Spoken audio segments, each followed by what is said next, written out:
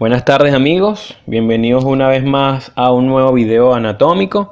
Hoy hablaremos acerca de la división topográfica del abdomen, más específicamente de los cuadrantes abdominales, que son de vital importancia en el estudio del abdomen en la anatomía y en la medicina, ya que el abdomen es una cavidad bastante amplia y que tiene muchas vísceras, muchos órganos, y nosotros debemos o nos vemos en la obligación de dividirlo en regiones para poder estudiarlo más fácilmente y a la hora de hacerle el examen físico a un paciente, nosotros poder describir exactamente qué región del abdomen es la que está afectada en el paciente.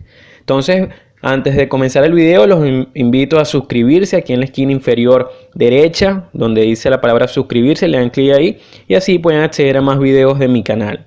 Entonces, la división del abdomen tiene varias formas de hacerse. Hay una forma muy antigua que la divide en una línea media que pasa por todo lo que es el centro del cuerpo y una línea que pasa a través del ombligo, de manera que dividiría al abdomen en 4 cuadrantes, 2 superiores y 2 inferiores. Solamente que, como les acabo de decir, que el abdomen es muy grande, esta división sería muy imprecisa. Es por eso que en medicina prácticamente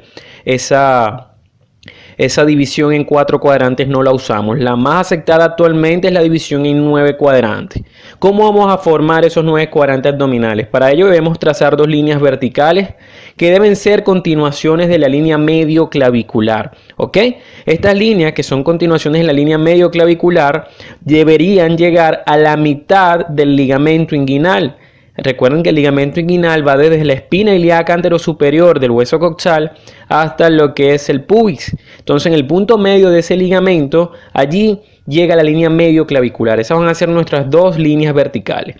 Luego vamos a trazar una línea horizontal que, oigan bien, algunos autores les gusta usar la línea subcostal, que es una línea que pasa por debajo del reborde costal, es decir, de la décima costilla, y otros prefieren usar la línea transpilórica, que no es la misma. Esta línea transpilórica pasa por el borde inferior de la novena costilla y se supone que es el punto medio entre la escotadura yugular que forma el manubrio del esternón y lo que es la sínfisis del pubis, ¿ok? Para efectos de este video vamos a usar la línea transpilórica, pero ya saben que algunos autores pueden usar la línea subcostal. La última línea que vamos a usar para dividir nuestro abdomen en 4 cuadrantes va a ser la línea transtubercular. Esto sí es importante. Esta línea también es llamada intertubercular porque pasa por el tubérculo. Oigan bien, el tubérculo de la cresta ilíaca. Ese tubérculo de la cresta ilíaca es una estructura que se encuentra en el labio externo de dicha cresta a unos 5 centímetros por detrás de la espina ilíaca anterosuperior. Otros autores, en vez de usar la línea transtubercular, usan la línea interespinosa, que es aquella que pasa a través de las espinas ilíacas anterosuperiores. Pero la más usada mundialmente por la mayoría de los anatomistas es la transtubercular y la transpilórica. De manera que vean que el abdomen me queda dividido en 9 cuadrantes. Recuerden que el abdomen es desde el músculo diafragma hacia abajo. Entonces, los cuadrantes, los más superiores, los vamos a denominar hipocondrio, hipo porque están por debajo y condro porque teóricamente están por debajo de estos cartílagos costales. Entonces vamos a tener un hipocondrio derecho y un hipocondrio izquierdo. Luego a los laterales vamos a tener los flancos, que flanco justamente significa eso, lateral, costado. Entonces vamos a tener un flanco derecho y un flanco izquierdo. Y luego en las 2 esquinas inferiores tenemos la esquina inferior derecha y la esquina inferior izquierda. En la esquina inferior derecha encontramos la fosa ilíaca derecha y en la esquina inferior izquierda la fosa ilíaca izquierda. De manera que me quedan libres los 3 cuadrantes centrales. El cuadrante más superior de los centrales, por encontrarse justo encima del estómago, lo vamos a denominar epigastrio, que significa encima del vientre. Luego el que me queda en el medio lo podemos denominar región umbilical porque justo queda donde se encuentra el ombligo, o simplemente mesogastrio. Meso significa mitad en griego. Y el cuadrante más inferior lo podemos denominar región púbica o simplemente hipogastrio. De manera que así me quedan configurados anatómicamente y médicamente el abdomen. Usted va a cualquier parte del mundo y para referirse al abdomen ellos siempre hablan de una zona específica del abdomen. ¿Ok? Ahora, ¿qué vísceras vamos a encontrar en cada cuadrante abdominal? Esto es importante porque al hacerle un examen físico al paciente, de acuerdo a la parte del abdomen que a él le duela o la parte del abdomen que usted esté palpando, ya usted va a saber qué vísceras se encuentran profundas a ese cuadrante. Recuerden que estas son divisiones topográficas, es decir, de regiones, y ya tú sabes entonces o infieres qué víscera es la que puede estar afectada. Por eso es tan importante el estudio de estas regiones abdominales. Entonces trazamos nuestra línea nuestra línea transpilórica y nuestra línea intertubercular. Entonces vamos a empezar con el hipocondrio derecho. Básicamente ahí se encuentra la mayor parte del hígado. Se dice que todo el cuadrante, el lóbulo derecho del hígado se encuentra allí. Se encuentra la vesícula biliar, clásicamente es el dolor más frecuente ahí en hipocondrio derecho o proveniente del hígado o de la vesícula biliar. Además de eso, profundamente encontramos el riñón, pero específicamente la parte superior del riñón, que es el polo superior del riñón, se encuentra en este hipocondrio derecho. Así como también encima del riñón está la glándula suprarrenal derecha y este que sería el ángulo derecho del colon, o también se llama flexura hepática del colon. Esos son lo que encontramos en el hipocondrio derecho.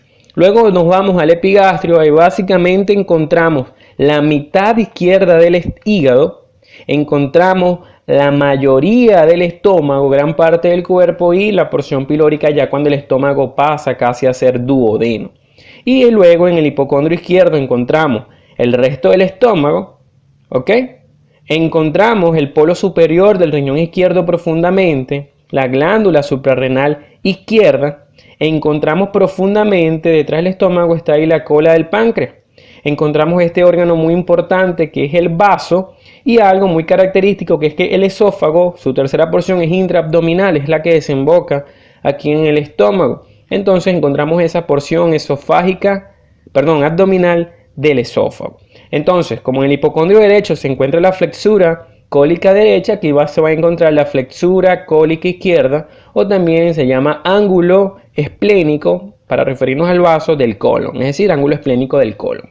Luego pasamos al flanco derecho, básicamente encontramos el colon ascendente, ¿ok?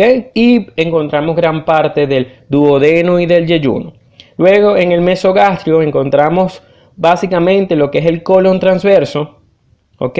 La mayor parte del páncreas, que también comparte, se me olvidó decirles, digamos, localización anatómica con el epigastrio. Entonces encontramos el páncreas, colon transverso, así como también parte del yeyuno, parte del ilion y el mesenterio. Más profundamente encontramos los grandes vasos, es decir, la aorta abdominal y la vena cava inferior. Y luego tendríamos el flanco izquierdo que tiene el colon descendente, parte del riñón izquierdo, así como también parte de yeyuno y de ilion.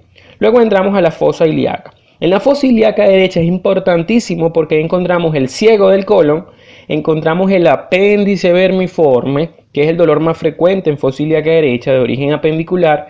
En las mujeres encontramos el ovario derecho, así como también en el hombre el cordón espermático que asciende por el conducto inguinal. Luego en la región de hipogastrio, si es mujer encontramos el útero, la vejiga urinaria y el recto. Si es hombre encontramos el útero, la vejiga urinaria y en la parte de la base de la vejiga urinaria podemos encontrar la próstata, solamente que no se considera la próstata parte de epigastrio. Al fondo vamos a encontrar el recto también en el hombre. Mientras que en la fosa ilíaca izquierda encontramos el ovario izquierdo en la mujer, el cordón espermático izquierdo en el hombre y el colon sigmoides para mujer y hombre indistintamente. Cabe destacar, muchachos, que esto es una división más o menos acertada, más o menos acercada. Muchos libros varían de acuerdo al contenido de cada parte y está de más decirle que las vísceras abdominales son muy móviles, de manera que depende mucho de la contextura de la persona, depende mucho de lo largo, o sea, lo alta que sea la persona y depende mucho de la persona en sí, porque puedan haber variaciones de acuerdo a la localización de ciertas estructuras anatómicas. Igualmente varía con la posición, si la persona está de pie, si está sentado, si está acostado. Entonces, más o menos esta es la clasificación general. Entonces, este ha sido todo el video. No olvides suscribirte aquí en la esquina superior derecha donde está el circulito, darle like, compartir. También me puedes seguir en Instagram en @JuanPisoSánchez1315. Muchísimas gracias por su colaboración.